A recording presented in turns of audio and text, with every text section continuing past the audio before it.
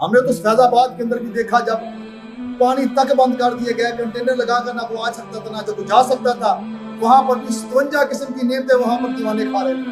57 قسم کی نعمتیں. ہاں جی, وہ کون دیتا ہے دینے کو منہ چاہیے, دینے والا ہے سچا ہمارا نبی. جب نبی سے وفات کی جاتی ہے تو پھر اللہ زمین و آسمان کے دروازے کھول دیتا ہے زندگی. نہ کتنا ملت پیدا اس کی, یعنی اس کی ملت, اس کی حکومت ایک فتنہ ہے جو مسلمان کو سلاطین کا پرستار کرے. جو کہ بادشاہ بس پوچھو, جو بادشاہ کہتے ہیں منی جاؤ. بادشاہ کہتے ہیں جناب, جو کہیں جناب ہماری معیشت کب اٹھے گی جب امریکہ کے چٹو بٹے بن جائیں گے, امریکہ کی غلامی کریں گے تو معیشت اٹھے گی. امریکہ کی بات, یہ بات سنتے ہوئے ہمارے کان پک گئے.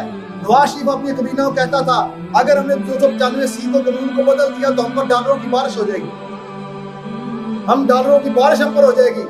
اور وہ 295 سی کو بدلتا ڈالروں کی بارش کرواتا اپنا ملک بھی چھوڑ گیا اور لعنتوں کی بارش لے رہا ہے تک, جوتوں کی بارش ہو رہی ہے آج تک. اور اس خبیث عمران نے بھی کہا تھا ہم اگر آسیہ ملونہ کو چھوڑیں گے تو ہمارا سارا قرضہ ادا ہو جائے گا, معاف ہو جائے گا. وہ آسیہ بھی نکل گئی اور قرضہ اس سے بڑھ کر ہو گیا.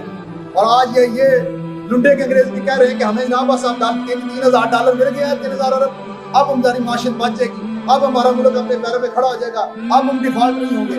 یہ ڈیفالٹ بھی ہوں گے, ان کی معیشت تباہ بھی ہوگی, اس لیے کہ انہوں نے دشمنی کس سے کی. یہ بیر کس سے کر رہے ہیں؟ نبی کے دشمنوں کے ساتھ وفاداری کر رہے ہیں, قرآن چلانے والوں کے بھیک مانگ رہے ہیں. یہ نبی پاک صلی اللہ علیہ وسلم کے غداروں سے جا کر بھیک مانگ کر کہتے ہیں کہ اپنی معیشت کو ٹھیک کریں گے.